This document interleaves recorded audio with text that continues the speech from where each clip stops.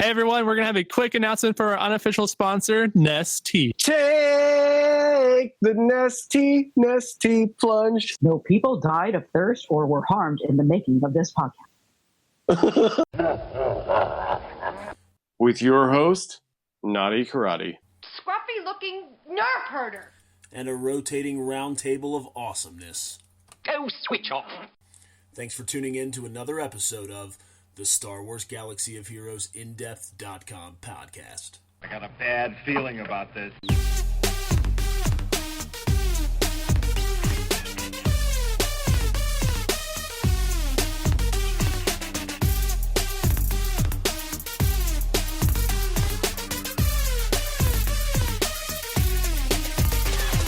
Welcome, everybody, to another episode. Actually, our 35th episode. We are labeling the Carumbopulous episode of the HWGOH In-Depth podcast. As always, I am met by my good buddies, Nukin. How's it going? Hey, I thought this was the Nestea episode. It is. We're here. And Avinash, how are you? I'm just fine. I didn't realize we had a Carumbopulous coming along here. Oh, yes. It's the new word that kids are using. So anyway, let's just cut to the chase here because we have so much to talk about, and I'm not sure how much of it I have to say about, but there are some things that I do have to say about things. So let's start saying them. So we know this PvE fleet battles thing, which is going to be like the light side, dark side battles. It's going to be arriving late this month, and it will be replacing the need to use the Barris node, for example, on Cantina to acquire your reinforcement abilities, which we'll talk about in a little bit. Are you guys excited for this? What do you think might happen with this? I'm pumped. I've been waiting for some extra ship content for a decent while now, and yeah, it's the next thing. I mean, unless you want to count the territory battle change, which we'll talk about later in the episode. But yeah, I'm excited for it. I hope that it's hard. What about you, Abby? Ooh, I would like it if it was hard too. I'm excited about it. It's just kind of a nice thing. We're kind of lacking in a lot of stuff for ships anyway.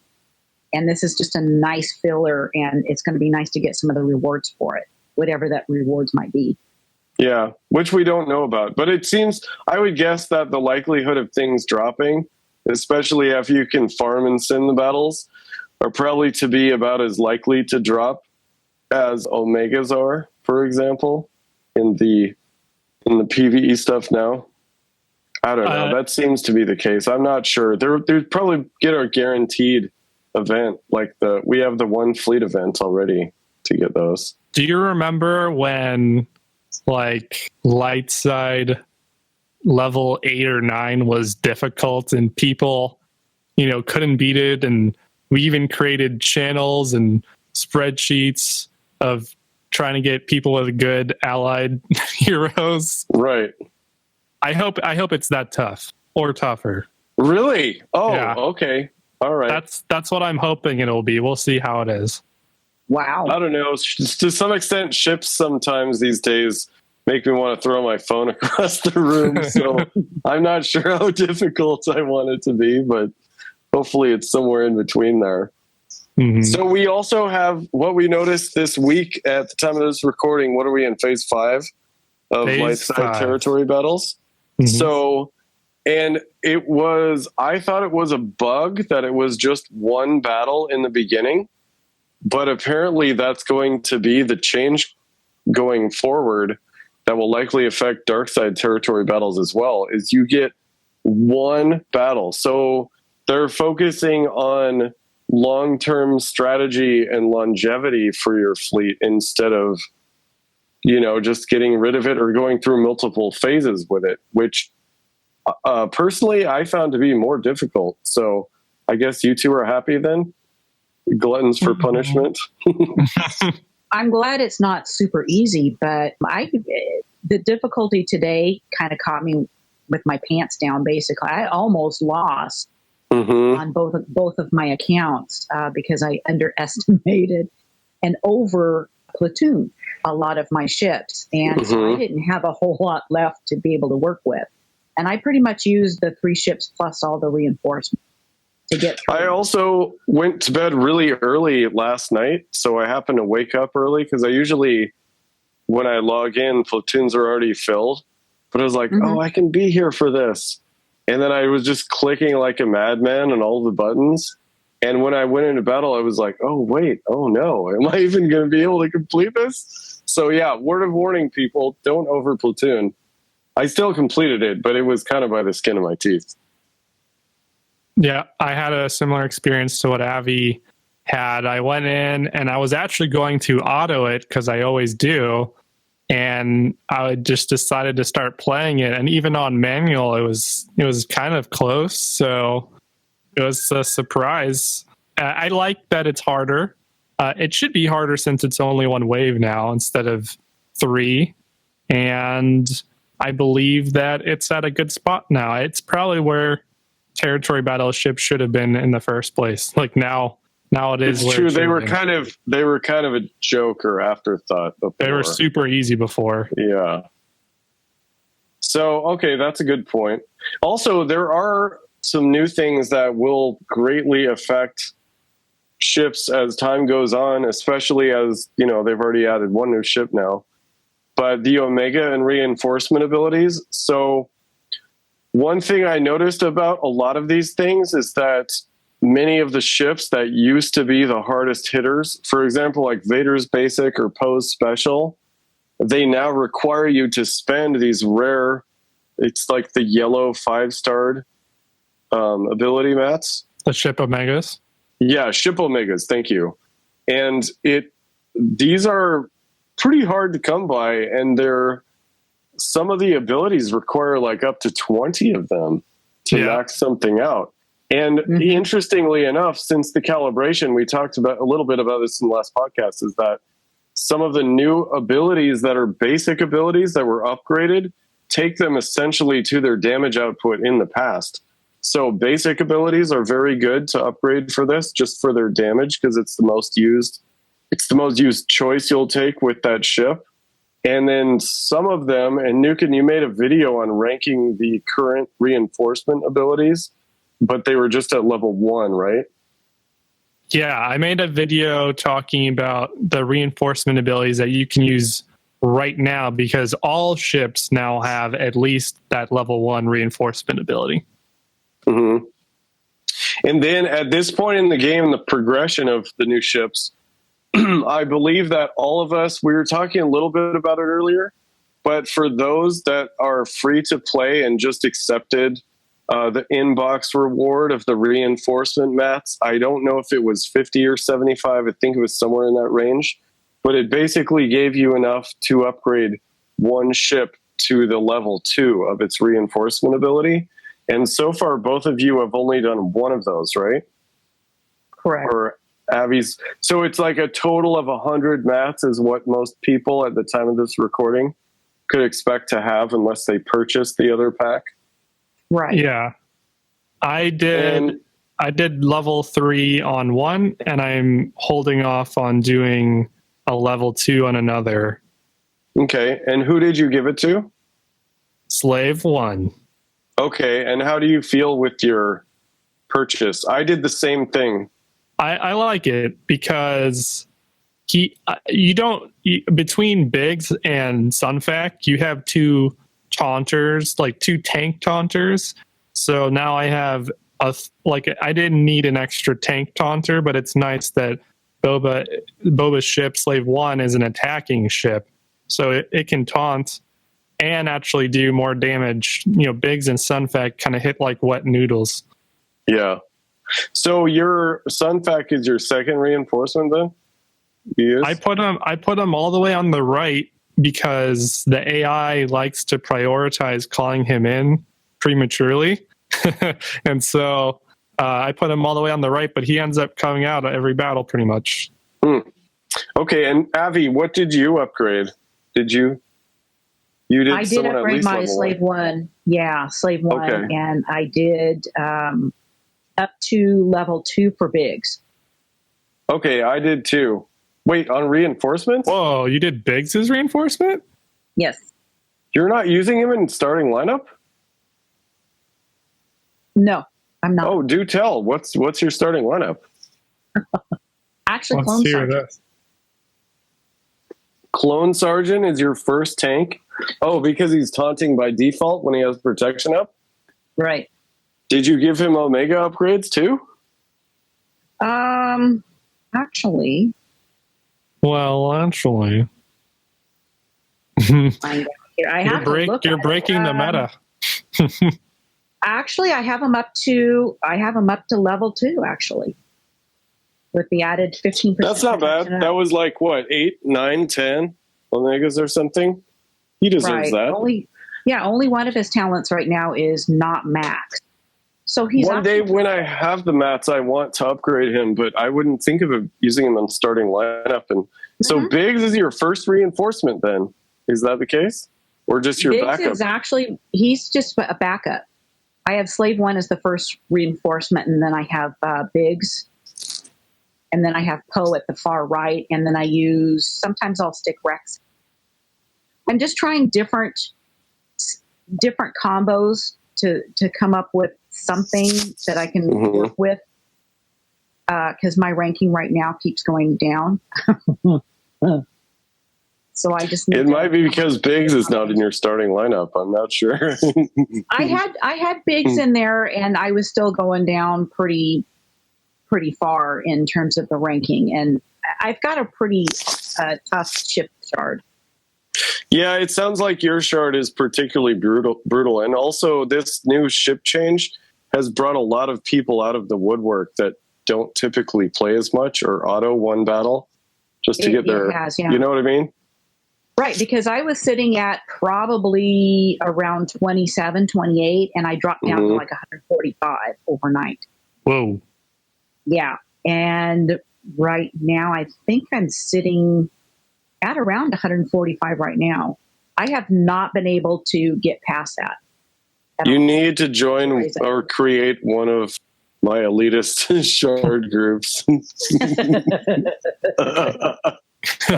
Convert from being, what do you call it, an interloper? Yeah. Don't be an interloper, Abby. Make friends. They'll love you. We already love you. Let's talk about some fleet commanders. Oh, yeah. So, I don't know. Nukin, lead us through that. So they all got different buffs, right? Yes. It seems like all 4 fleet commanders got some improvements, but some more than others. So everyone was using Thrawn, the Chimera, and now the Chimera can heal your ships up more. Now the Chimera can also put speed down on the AoE ability. And although I have to say that's not very reliable, the speed down. It lands very seldomly. Even if it was reliable, it's not like amazing. Not great, yeah. Congratulations, you have speed down. That was 150 prestige, by the way. Yes, it was. Not worth it. If you're not even going to add the prestige that you needed to get to that point as well. There's also Snack Bar. He got some buffs. So the special used to only call people to assist if they had buffs on them. Now it does it from the get-go. And the ultimate gives you, I think, some more bonuses, and you can do more crit damage and get more protection up now. So it's doing that's you were already getting critical damage and protection up. Now it's just more. The Executrix, I believe, got the most buffs out of any of them. I agree. The Executrix, now you get 20% turn meter after killing ships, so you get a lot of momentum. You get defense penetration on your Empire ships. You get more consistent ability block and exposes on his AoE. And you just do more damage on that ultimate, which already did a lot of damage to begin with. So I'm pretty sure if you use that ultimate, nothing is really going to survive. And we have his AoE ability also has 100% chance to land expose when it's maxed out. I think it's 80%. Well, So it's okay, pretty that's still high. pretty good. It's pretty high. And then endurance seems to be the black sheep out of the commanders right now. They changed. The ultimate used to be damage immunity, and now it is undispellable protection up or something like that. So it's kind of like damage immunity, but it's not.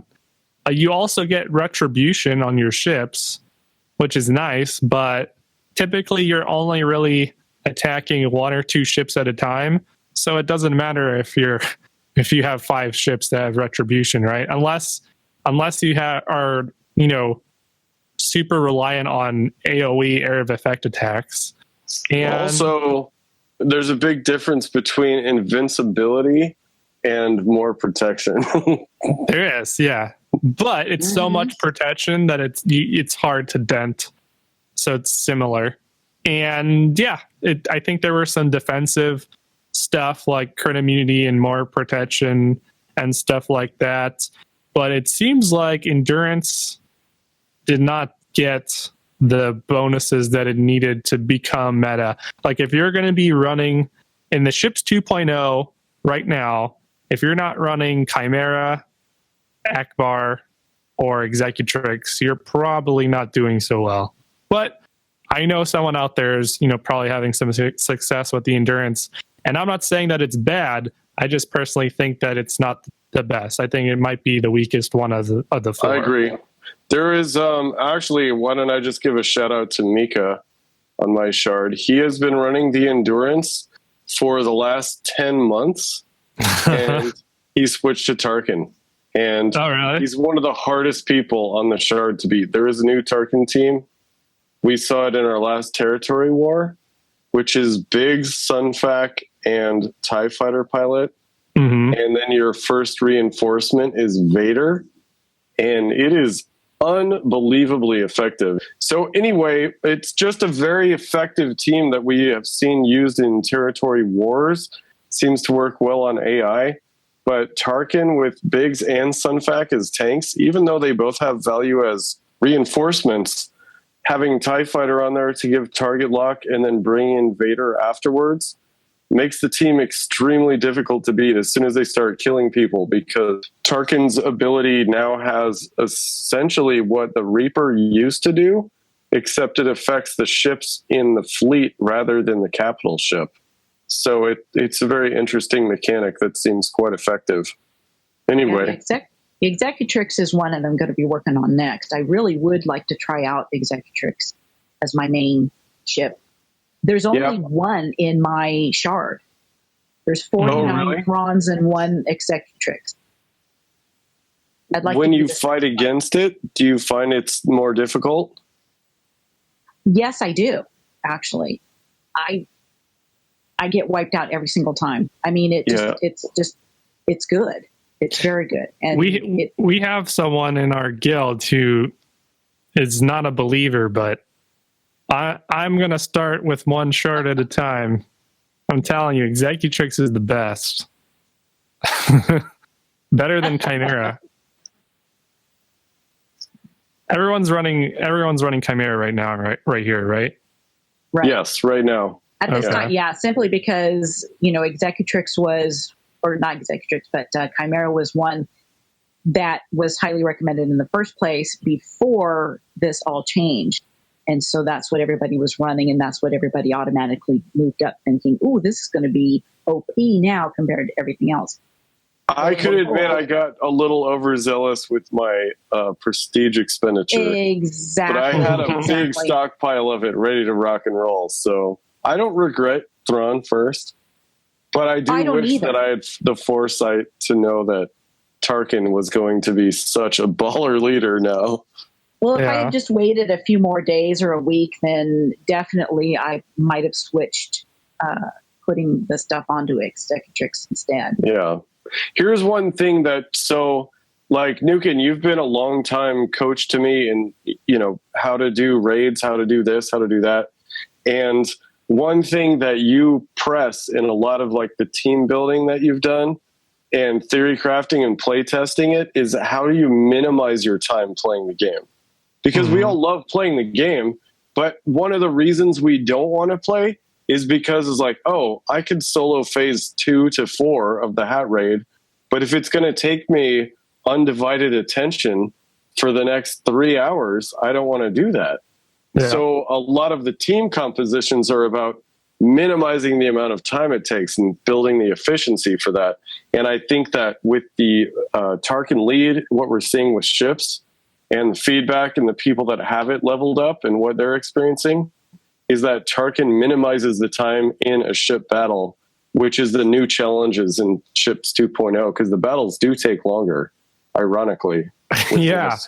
Tarkin, the reason why Tarkin is so strong now is because, well, let's talk about this for a second, then we'll move on to the next point. Tarkin, the Executrix, was the meta, right? Then Chimera showed up and booted out all of the Executrixes out of the ship meta, and it was because the Chimera could use the ultimate one turn quicker. Right. That was the reason. But now Executrix can beat a Chimera before the Chimera can even use the ultimate, so it doesn't even matter anymore. So I think that's why he's strong. And then even if the Chimera uses the ultimate, you have so much momentum that killing one ship at a time when you have the enemy has like 3 or 4 ships out on the field is not enough to kind of recapture the momentum back. And then the Executrix, if it uses their ultimate, then you're dead. So I think Executrix is the best. Interesting. Yeah, because it's not a single target thing, even though it has a full heal on it as well. It's like 12 attacks that does something between 18 to 25k per attack, and there's 12 of them, so a lot. You know what? It does Tarkin's 20% turn meter gain affect the capital ship as well, or is that just the fleet? You know, off the top of my head, I'm not sure, but definitely the ships on the field. Because I've found a lot of really wonky mechanics where I have the exact same Thrawn, the exact same Zetas, the exact same gear, and somehow I swear to God, there's some sort of ship reinforcement that comes in and does a nihilist cooldown -1, because they'll use their ultimate ability, and then even if I survive through it, I can't use it the next turn. And I don't understand why that is. There was no Reaper on the table. If anything, it was my Reaper on the table, which should have had the opposite effect. So there is some strange capital ship speed thing that I wonder if is affecting that as well. The Chimera, when the opponent Chimera uses the ultimate first, it does increase the cooldown of your capital ship by 1. Oh, it does? That's a cap ship? Dude, I was tapping through all of the ship abilities that were called as reinforcements all day today. No, it's on. Okay, so Thrawn is still a dope leader. Okay. Thrawn is good. Like at the end of the day, all of the 4 fleet commanders are good. They're all better now. I just think that since Executrix got the most buffs, it's now, it got the most love, and I think it's the strongest fleet commander of the 4. Okay.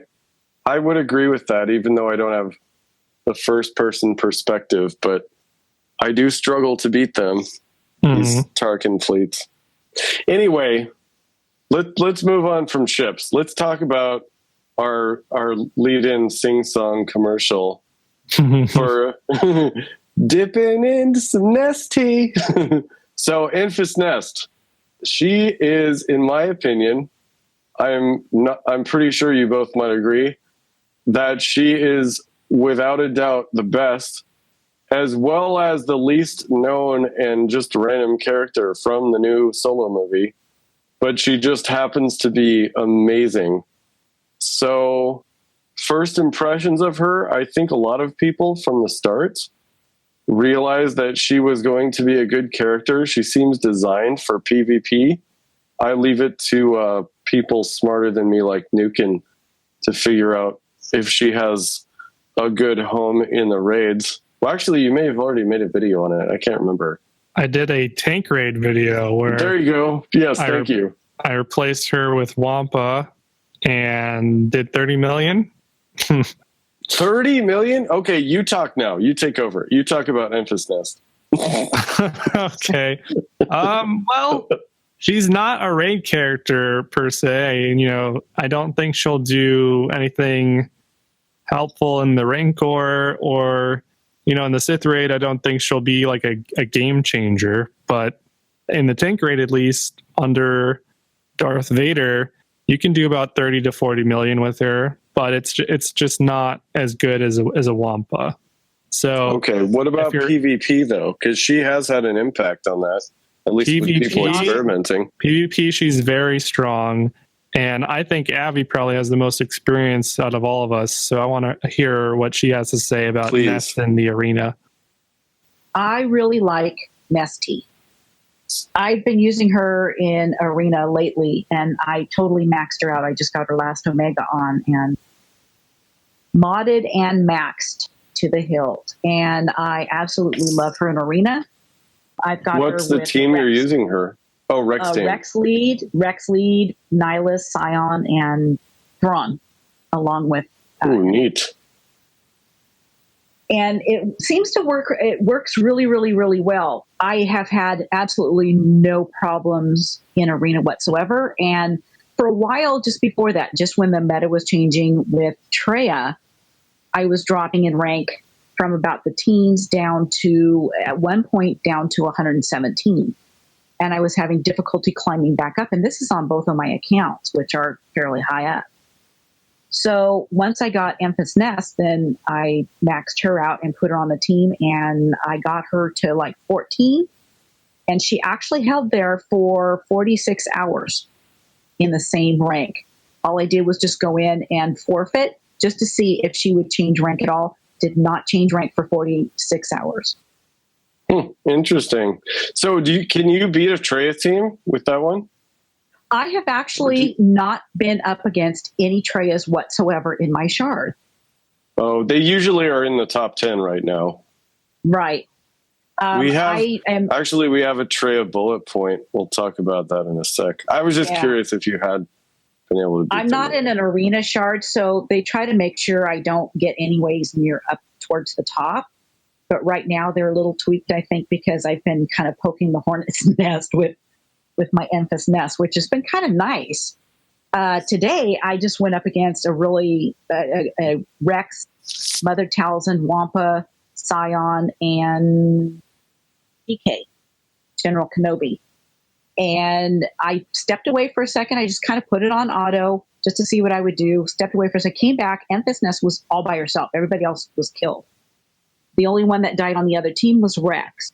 Enfys Nest killed Wampa, killed Scion, Mother Talzin. It was great. Okay, so what kind of mods did you give her? Wait a second. You 1v5 the enemy with Nest? Yes. Nestea overpowered. Nestea overpowered. The more that she got was hit, it a timeout threat? No, it was not. It was not a timeout at all. She wailed on him. Not just wailed on him, but every time, for example, Wampa hit her, she just bought more crystals more than they protection, did. more protection. And it just kept building up. At one point, she almost lost her protection. And then Wampa came about and she almost got her whole protection back up again. And she was just going to town on everybody. It was great. I do have her offense up pretty good. I did have her originally modded for offense and crit chance, but then I changed that to crit damage and crit chance. Crit damage and crit chance. Okay. Plus, yes, I did. A speed as always. I would imagine. I've got her at like an added 105 speed, which that was as fast as I can get her right now, unless I undo my actual arena team to be able to put mods on her, which I'm not willing to do. She's sitting at 261 right now for speed. And then circle, cross, and triangle. What are the primary stats on it? On my triangle, I've got crit damage. My cross, I have potency, actually. On my circle, I really wanted health, but for right now, I have protection because it's got a 19 speed. Oh, it's there for the speed. Because I remember, Nukin, Right. didn't you say this last time, that her protection is based on her health? So having health. So in the tank raid video, I also talked about modding her, and it would appear, a lot of people didn't know this, that the bonus protection from anything in the game, where the purple colored protection from Nestea, aka Nest, and Wampa and Darth Traya, that's all based off your maximum health pool, so your HP. So you actually give her a health primary circle, preferably. Right. Okay. And I did actually have a health primary circle on her. I think it was at like 13 speed at the time, and then I got this baby. Yeah, So, but if you have, correct. If you have like a 20 speed mod or anywhere near it and it's protection, it's probably better to use that 20 speed mod. Yeah. I did try to make sure that a lot of my other mods had some good health pools in it, just to kind of make up for it. But she's doing really, really well in Arena, and I'm really impressed. And the funny thing is, I have no idea who she is because I've never seen the movie. So I have no idea. And Oh, really? She's Yeah. got like, I don't know, 5 minutes of a speaking role. Yeah, to me it doesn't matter. She looks cool. I kind of like how the whole thing is. I love her moon boots. I gotta have those. Of course, back in the like the 70s and 80s, you had to wear. That was. Oh, her moon boots are the best part of her character. Yeah. Her I Reeboks. know, yeah. Yeah. Those are Reebok. Moon boots. They look like those futuristic Reeboks, or what were they from? Back in the day. The Back to the Future movie where he goes to the future, which is 2016. Anyway, okay, enough about Nestea. Back to Galaxy of Heroes. Okay, so what's our next thing? So we have 3 other things that were just released in the game, which the events were a little laborious to get through, I have to say. But we have L337, or Elite, Young Lando, and the ship that they both pilot. So, Nukin, give us a quick summary of that. Because we saw your videos. Yes. And you may have seen some other videos about them, and it seems like the consensus is between myself and other people that the characters are a little bit on the lackluster side. I think that L3 and Young Lando are, they're not that great, and I believe that they help to improve the team. They both have, prepared in their kits, and so they work with the sort of prepared new solo movie Scoundrel team. But they're not, if they were to come out, in January or February, they would be. We would probably have a different take on them. But in a world where everyone and their mother is unlocking Darth Traya soon. Well, not everyone, but a lot more people. It's not going to be. You're saying Traya is affecting their value? Yes, it's not going to be too much longer when the entire top 10 in Arena and all the shards are going to have Darth Traya teams, and we're getting close to that point. And so, Darth Traya can isolate a character, and since L3 is a auto taunter from the get-go, she's going to isolate the taunter. And then suddenly, all the synergy that L3 was going to bring to the table, the capability of cleansing debuffs off the other scoundrels, is lost. And that's part of the reason why she was going to be a good character, but she cannot do that while she is isolated. So that's an interesting point. Mm-hmm. You were saying earlier, what was your question? Which character is better? I would say L3 is probably the better character of the bunch because she has good abilities. It's just, it's not a team that can beat the Darth Traya Sith team. But her synergy is specifically related to her faction and prepared buffs. Yes. So this is what we were talking about earlier, is that this faction represents someone more like the Phoenix faction, where their success and value depends on their interdependency. And once you take out Hera as the lead, the team falls apart. So if you are able to isolate or fracture L3 in this case, her value to the team is ignored. Yes, much that's further beyond a regular tank, right? That is definitely a good point. The team has a lot of horizontal synergy, and by isolating the character, then you're losing out on that. Now, this team isn't bad, you know. It can, if you take this team into territory wars and you want to fight, you know, another random team, like maybe, I don't know, whatever people are putting out on defense, like another Phoenix team or First Order team or something like that, they'll do better in that situation. But if you're going to try to beat a Darth Traya Sith team, good luck. I don't think so. And so they're not like arena viable, in my opinion. Do you think they could take a First Order, like a beefy First Order team? Yeah, probably. I think so. Really? Maybe not in maybe not in territory wars, because the First Order have a passive bonus. Yeah. But Scoundrels do as well, so maybe we'll see.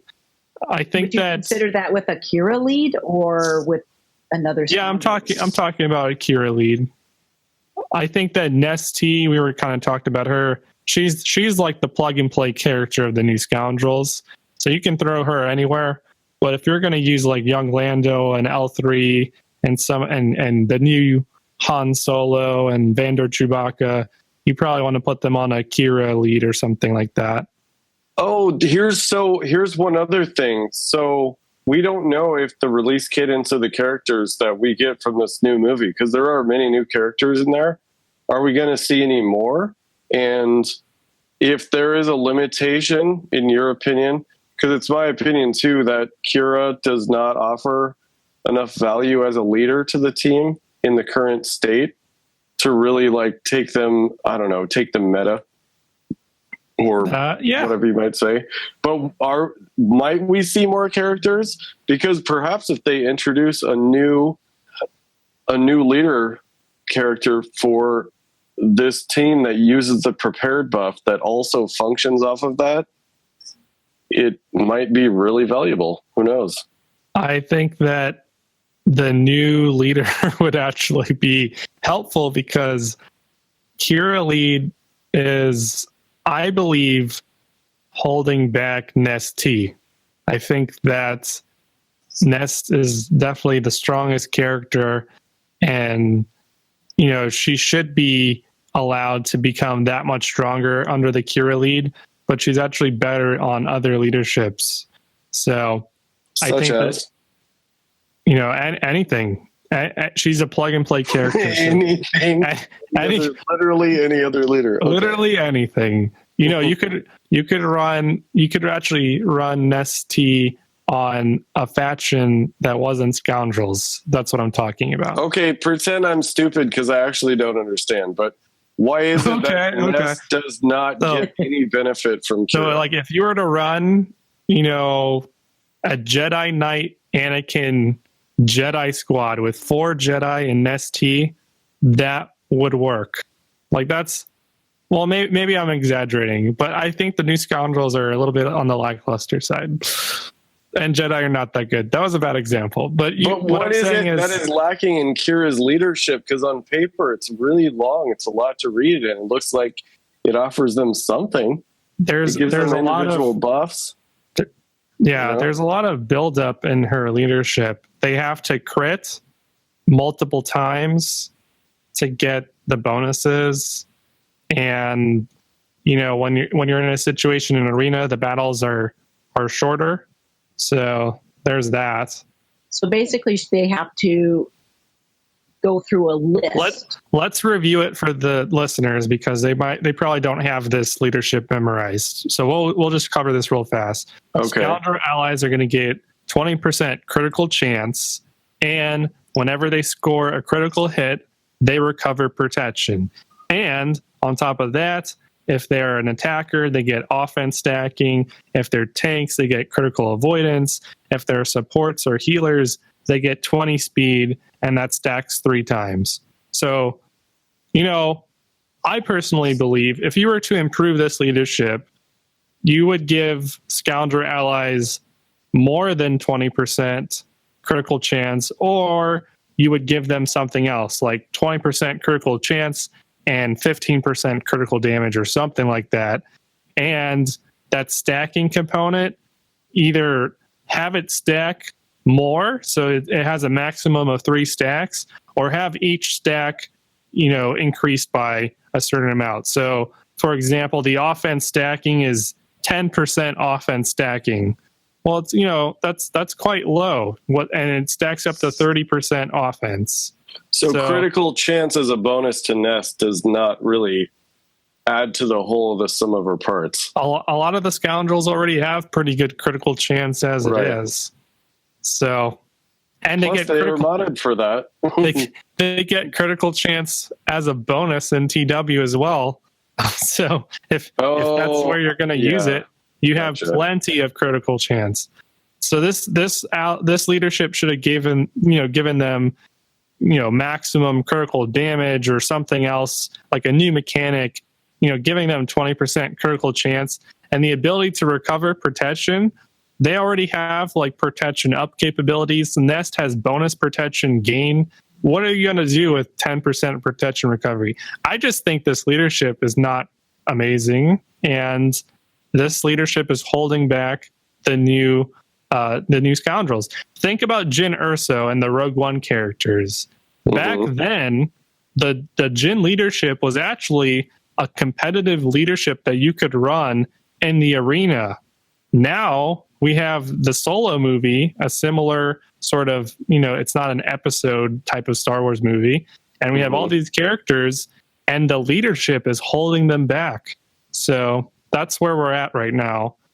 So either we need a she new doesn't Scoundrel. Even have a second useless Zeta to use. Yeah, we either need a new Scoundrel leader, or we need like another Scoundrel that has a unique that's so good that it's kind of like an extra, like a secondary leadership ability. Oh, like Veers or something. Yeah, it would be nice if they rework some of the other Scoundrels, or Scoundrel rework. Would Scoundrel rework with some of like the other Lando. Didn't we just kind of get that with the? We got a bounty hunter rework.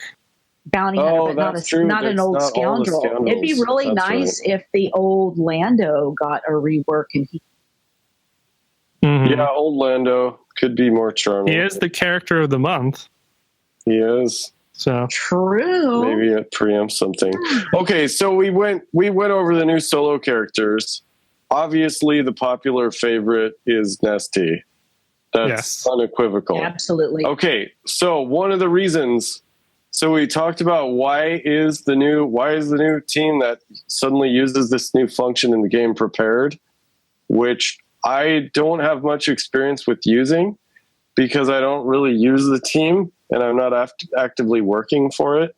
But you said one of the reasons is because they depend on synergy. So Darth Traya, who last podcast, we had a timeline for who's unlocking Darth Traya.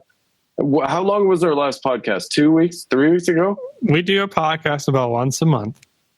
Okay, so was it a whole month ago? Really? I think Just so. about. Okay, so in the last time I remember, there was a brand new Traya from the first Traya I saw in my shard. Now there's 8 of them, and I am 3 raids away from getting her. So we were talking about you will see more Trayas in the wild, and it is going to change things. And hopefully you can get her too. Okay, so Nukin, please go ahead and tell us about how many more Trayas we'll be seeing in the future and what are the teams that beat her. So I just looked up, and actually the last podcast that we did was two weeks ago, May 20th. So it wasn't a month ago. So okay, it was only 2 weeks. All right. So it feels longer. It does. It does feel longer. There's been I do want to say real quick though, we completely forgot to talk about Lando's Falcon, but maybe it's too early to talk about. His ship, I don't have it. Yeah. Do you want to say something about it? We'll talk about it next podcast, I think. Okay, sounds good. Okay. And so for Darth Traya, last time There was only like a couple. You said now there's 8 in your shard. I think in my shard there's about like 5 or 6 maybe. So around there. And yeah, I think that more people are unlocking Darth Traya. Every single Sith raid that we do, you know, there's another few people that get Darth Traya, and you see it in the game chat with, you know, so and so has gear 11, or, you know, yeah, you can only go to gear 11, right? Because you're not 7-star. Gear 11 Darth Traya. And you're like, woohoo, congrats, yay. And so now more people are getting Darth Traya. And so we now really, and on top of that, they're using him in Territory Wars. So now we really need to know how to beat her, right? Yes, and Arena is really the place to practice. I can't stress this enough. And my tendency every day is just to be like, oh, another Traya team. But you got to learn how to do it. You got to do it, because otherwise these people will just sit there at rank 6 or 3 or 4, 2 or 1 for however long until someone can get off their butt to like figure it out. Like, you got to figure it out. It will be so much more common in the future. This is a public service announcement. I'm done. I'm off my soapbox now. So let's talk about how we can take on Darth Traya Sith teams. Please. So we have 4 options, and there are probably more. And this is a way to take on a well-modded Darth Traya team. So option number 1, which I believe is probably the most consistent option, and that's Thrawn lead. Now, the reason why this lead is good is because you gain turn meter on Empire characters whenever they suffer debuffs, and there's a lot of debuffs on the Sith team. Whenever your characters start a turn, if there's a nihilist on the enemy team, you're automatically trying to get that. They're trying to get that health down debuff from nihilist's unique, and then there's a lot of pain debuffs from Scion. And it's actually the pain debuff from Darth Scion that allows this team to just roll over the Darth Traya team.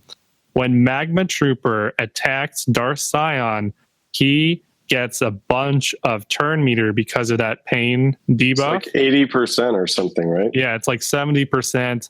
And then when you combine that with the health down from Darth Nihilus, he's basically just going back to back to back to back. And so you can actually put in Magma Trooper and then start using his AoE attack, which reduces the enemy's team turn meter. So it's kind of like you're the Zeta Fin resistance team, where you're just taking a ton of turns and they're just like time is frozen. That's what happens. And so you use Magma Trooper, you keep hitting Darth Scion, you keep doing attacks, you eventually take out a character, and then it's Death Trooper's time to shine. Then you can activate the Terminate Death Mark debuff on another character, you take out that guy, and then if you really want overkill, you can use the Probe Droid. And there's a lot of Sith characters like the Sith Trooper, the Sith Assassin, that do damage straight to the health, so you can automatically activate your Probe Droid to explode on someone and take out another character. So that's Thrawn lead. The next one, Rex lead and Wedge lead. So that's another 2 different leaderships that you can use, and we kind of combined Wedge and Rex together because they're using a lot of the same characters to win. On this team, you can use Thrawn if you're not using the Thrawn lead. You can use Commander Luke on Solo. If you're using Wedge, of course, you should probably use Biggs as well. And you can actually kind of work your way around taking out some of these characters with that leadership. There's also your own Palpatine-led team without Darth Traya. Actually, I've had success with that. It's very RNG based with the Palpatine. Yes. Not every one of these counters is going to have 100% success rate, and that's okay. You know, if you go in and you try to beat a Darth Traya team with your Palpatine team and you lose, you know, that's all right. You're not gonna have 100% success rate, but it is a team that can take out a Darth Traya team. And the reason why this team works is because of the sheer momentum that you can get with a Palpatine lead. You can get a bunch of turn meter and kind of like get an early advantage. And if you can take out a character to really early on, you can keep gaining turn meter and kind of outpace the enemy Traya team. Yeah. So that's one option. And then we have one last option. All right, I don't believe you about this. So you don't believe me? This. Okay, you're saying that a Zeta Finn with a fast Poe can take out a Traya team? Yes. Actually, please explain, because I haven't seen this before. Actually, I saw a video. I did in my Nest video. I showcased Nest was actually isolated for almost the entire battle. Actually, for the entire battle, and 4 resistance characters were taking on the Sith team. So really, the only thing that needs to happen is if Poe gets to go, then you can win, pretty much. If your Poe does not, then you lose. And so that's really what's going on in that dynamic. So if they have a Darth Vader, you might need to bring in like a Han Solo to stun him, for example. But if they're not running Darth Vader and you have a quick enough Poe, and, you know, even if their Darth Nihilus goes, Darth Nihilus only has a 50% chance to increase cooldowns. So even if Darth Nihilus goes first, your Poe can still use its ability that allows them to use a bunch of exposes and stuff. So it is possible once you get the exposes. What is a quick enough Poe? What's the benchmark for that in speed? If you're running Poe and you're trying to take on a well-modded Sith team, you're aiming for somewhere between 230 to 270 speed on your Poe. So 230 is, I believe Poe has 150, 160 speed or something like that. So 230 is about 80 plus speed coming from mods there. But if you really want a really high success rate, the faster your Poe, the better. Because you really don't want to take a chance with Darth Nihilus increasing your cooldowns. Most people have Darth Nihilus at around 220 to 240 speed. So if you can beat their Darth Nihilus, then that's even better. That's going to give you a little bit more consistency. But even if your Poe goes after Nihilus, you can still win. So it's another counter team that you can use to beat Traya. Are you going to have a 100% win rate? Nope. But it's a much better than trying to go in with, Cup, right? Oh my God. or Rose. All right. Oh, so and I should clarify one thing. We're talking about a Zeta Finn resistance team. Let's actually clarify, because not all resistance characters are going to work as well on Zeta Finn. On this team, you want Poe and Zeta Finn for sure, hands down. You also want characters that can actually expose on their specials. So you don't want to use Scavenger Ray here. You do not want to use her. You don't want to use Rose Tico. You probably don't want to use Rose Tico anyways, but don't use Rose. Sorry, Rose. I love you. Okay. You want to use Resistance Trooper, Resistance Pilot, and maybe you can use R2D2 just to give your characters a little bit more potency with number crunch if you have that Zetaed. But you want to use characters that can actually do expose. And like we said earlier, if they have a Darth Vader and you might want to bring in Han Solo to stun him and then use 4 resistance characters. But if there's no Darth Vader, you can actually use a full team of 5 resistance characters and take on that Traya team. Very good stuff, man. Can you, when you post this, can you link some battles of that? Because I have some good resistance tunes, and I just can't see it happening. You want me to convince you that it's possible? Yes, that's what I'm asking. All right, we'll see what we can do. I'm too lazy to find the information on my own. I want to be spoon-fed. Yeah. Anyway, the basic information, Knotty. The basic information, Knotty, is that you want to expose the enemy. You don't want to expose yourself. That's what the cops told me. Yes. All right, let's wrap this up here. We're almost at an hour in. So let's go to what are you working on? So, Avi, what are your projects right now? Working on bounty hunters. I had put them aside for a while thinking, well, they're not that great. But I come to find out that in territory wars that they're a little more useful than I thought. So Against now that what? about anything, actually. They're actually not that bad on defense either. They're a little bit underrated. I came up against them and I underestimated more than On which account at what tier? on my main account. You use your bounty hunters at these? Well, I these use them teams? on defense. Well, actually, when the last territory wars, they had put some of the bounty hunters on defense. Oh, you found them easy to underestimate. I thought you meant in use on offense. Because Actually, I have not found that they were that great on offense myself. Probably because I just don't have them like maxed out and Zeted or Omega and all Some that other people have stuff. reported very good things, but then again, they have a Gear 12 Bosk who has a Zeta, and Right. the whole rest of the team does too. So, just Well, now like that Bosk Ewoks, is a I would hope they'd work. Now that Bosk is a little bit better armable, that I can finally get him 7-star. He's at 6, almost halfway to 7 stars right now. So I'm working on the bounty hunters, get them up. I need to Zeta my Coda, who's on my alt.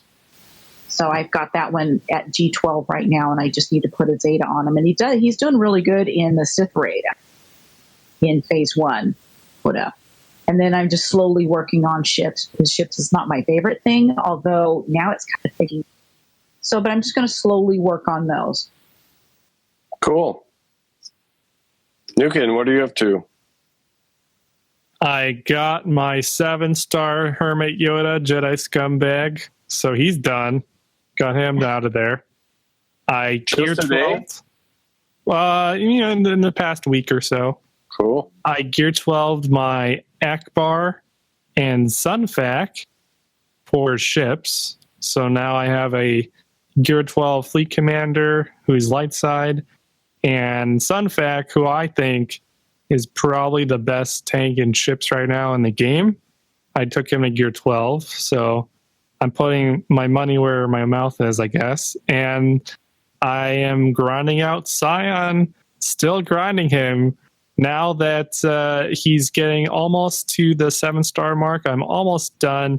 I think I need about 40 to 50 more shards, and then he'll finally be done. So all of my crystals, I have like a threshold of crystals. I try not to go below a certain amount, but I just can't help it. If I see them in the shipments, I'm just like, oh, I need that. I have the crystals. All right, I'm going to buy it. And so I'm almost done there. I'm also grinding his hard node as well. It just takes too long. And so I'm working on that.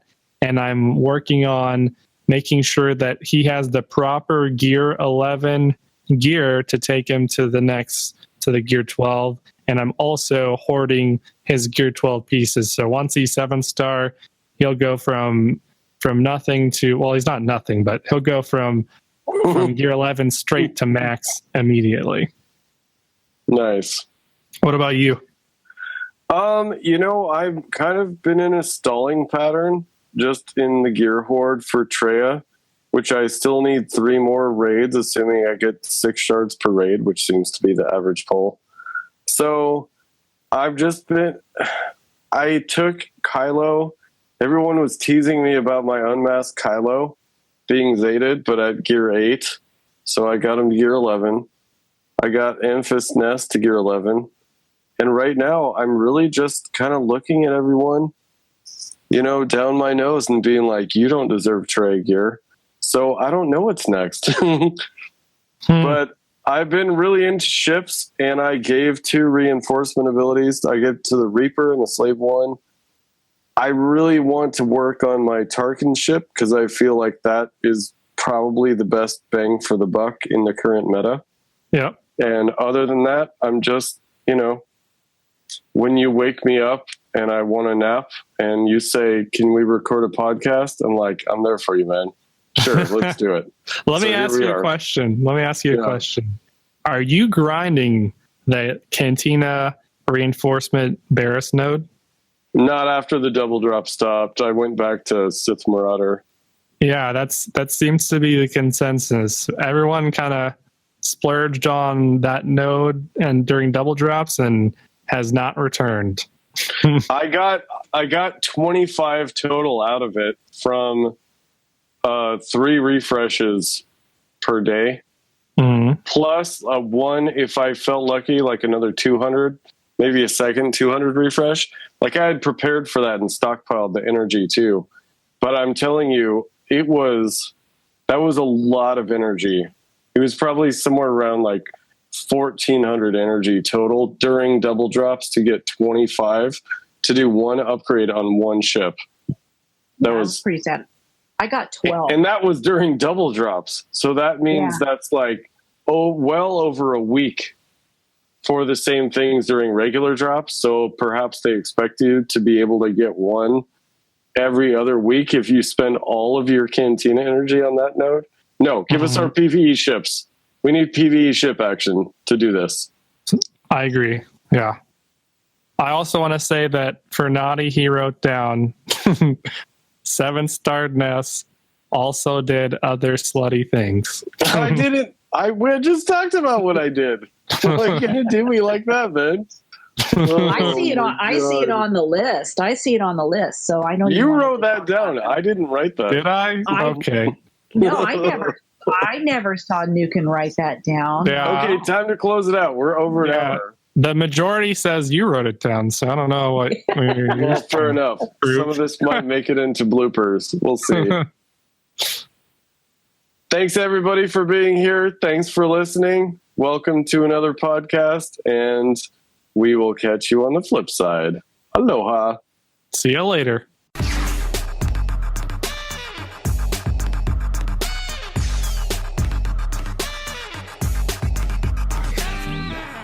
The Force will be with you.